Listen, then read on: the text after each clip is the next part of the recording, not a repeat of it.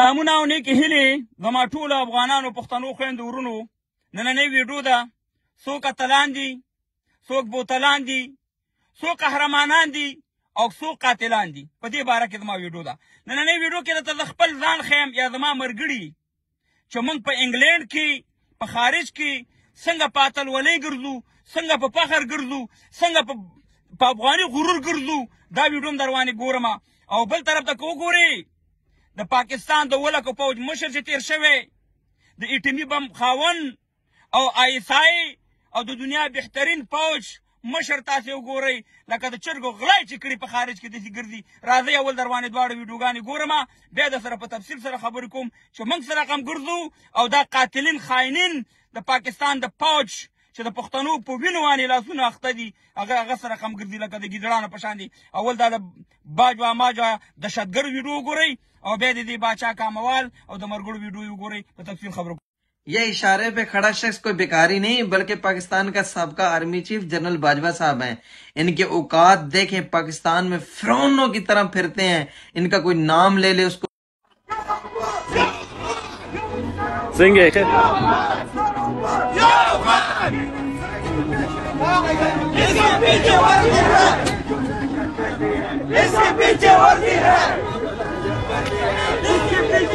کتا افغانانو پښتنو ورونو، دا هغه خلک دي افغانان ورونو چې زمونږ او ستاسې وینې څښلي دا 15 کاله، دا 15 کاله چې دا پاکستان ریاست جوړ شوی. دا هغه قاتلین دي، دا باجوا او د دې جرنیلان او کرنیلان چې دې په وزیرستان ګلان ځوانان شهیدان کړه، دې د باجوړ ګلان ځوانان شهیدان کړه، دې د سواز ګلان ځوانان شهیدان کړه، دې د قبایلو ګلان افریدان شهیدان کړه.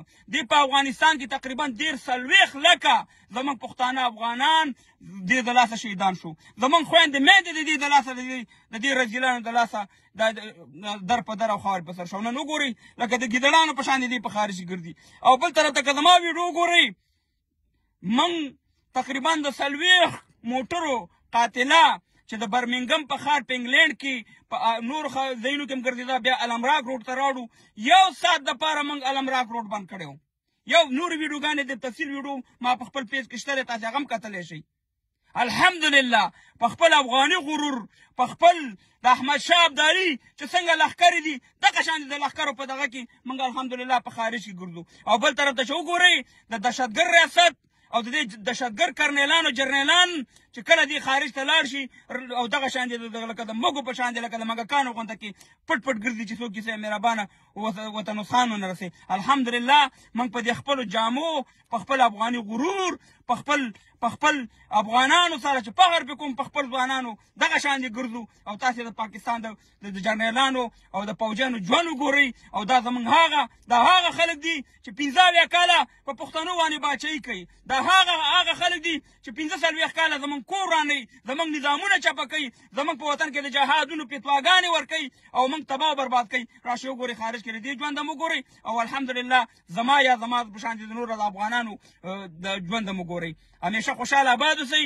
دا مې ته د ده مخ ودو چې د ده مخ دا دی. او الحمدلله موږ بدماشي هله معلومیږي چې ته خارج ته لاړ شي بدماشي وکړي. بدماشي په پاکستان او افغانستان کې نه معلومیږي، دلته په خارج کې چې څوک بدماشي کوي او هغې بدماشي معلومیږي چې څومره پاور. الحمدلله موږ یو ټول افغانان پښتانه او یو به یو انشاءالله. موږ فخر په خپل ځوانانو کوو. خالد عمره ویډیو مې در باندې کتله.